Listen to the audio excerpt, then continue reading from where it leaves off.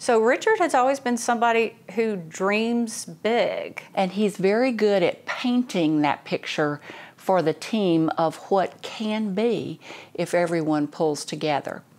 Richard is just really plain and simple awesome.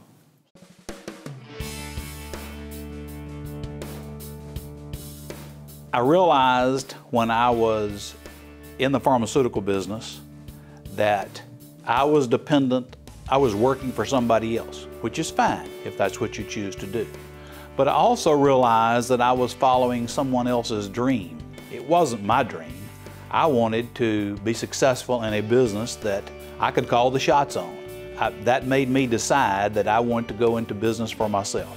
Richard started from nothing. He grew up in Cotton Valley, and he's been an entrepreneur in many things. But then when he became CEO of Advocare, I saw a whole different Richard than I'd ever seen before. And he and Sherry took a company that was struggling at the time and turned it into a national power in the weight loss and diet business. When he gets involved in something, he goes all out, and he doesn't let it go unless it's just an amazing, successful project. He's one of the most resilient people I know, and he's not at all afraid of failure. The bottom line is, as an entrepreneur, you get to participate 100% in your success and your failure.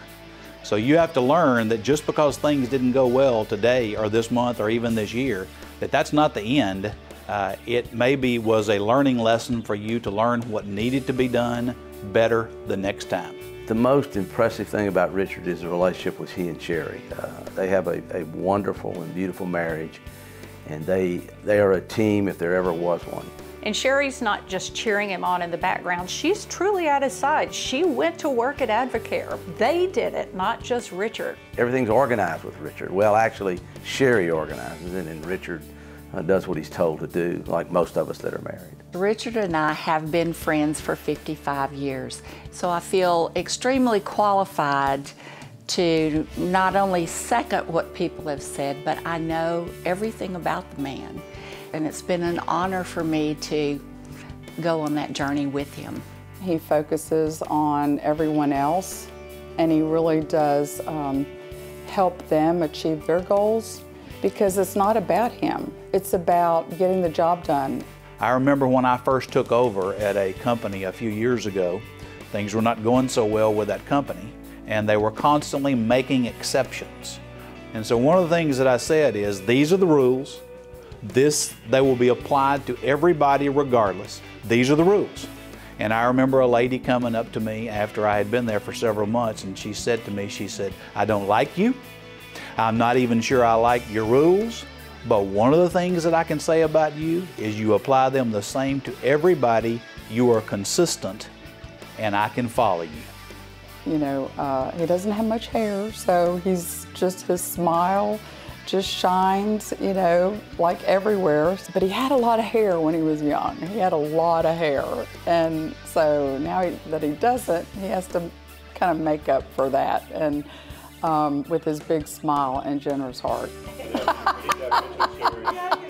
Richard grew up in the 60s like I did, and he had a huge afro. And now you see Richard without any hair, and you can't imagine that. You can tell how successful you're going to be by your five best friends. If you look at your 5 best friends and the people that you hang around with, that's who you are. It's very important to choose your friends carefully and spend time with people that are successful. Leadership skills can be taught. So from the lemonade stand on up, anytime that you can teach someone the basics of becoming an entrepreneur, it is always helpful, and it certainly cuts out a lot of mistakes as one progresses. I wish I had had something like junior achievement.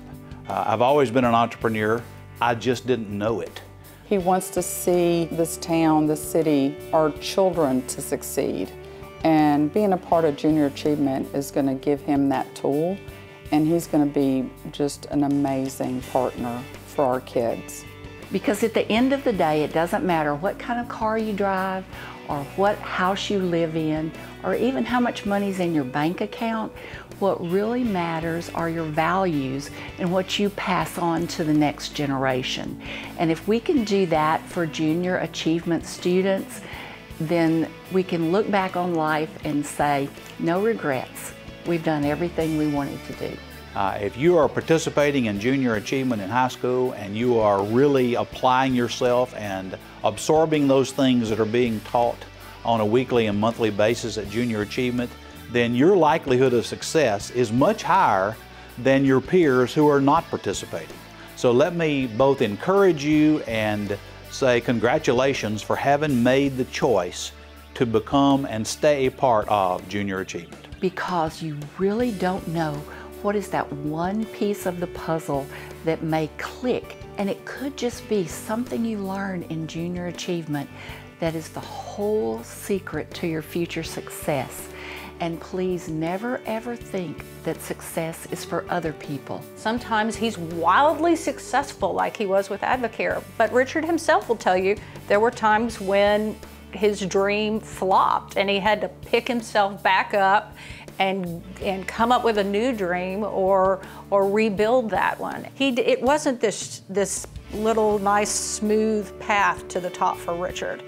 It was a bumpy path with lots of up and down and failures and successes until he got to where he was. Well, you've heard a lot about Richard's success, about, you know, the things that he's done, the places we've gone, the people we've met, and the money that we've made.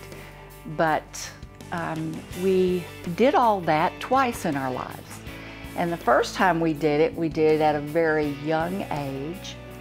And we began to think that we had the Midas touch and everything we did would turn to gold. And it all went very, very sour. And there was a time when we had hundreds of thousands of dollars in debt. And being the entrepreneur that he is, he put a team together to mow lawns. And that man fought every day. We paid back every creditor to the penny, but he came back a stronger man. And maybe making mistakes is not all bad. Nobody knows what you want to do but you. A lot of people can tell you what they think you ought to do. A lot of people can tell you what they think you are capable of doing, but the fact of the matter is, nobody knows that but you. You have to decide what you want to do with your life. You have to decide how you want to progress. And once you make that decision, don't let anybody tell you that you are not capable of doing it. In the United States, the reason that people clamor to come into this country is because they see this as the land of opportunity. And it is true. If you're willing to work and you're willing to pursue a dream, you can become successful and you can achieve what you want to achieve in the United States of America.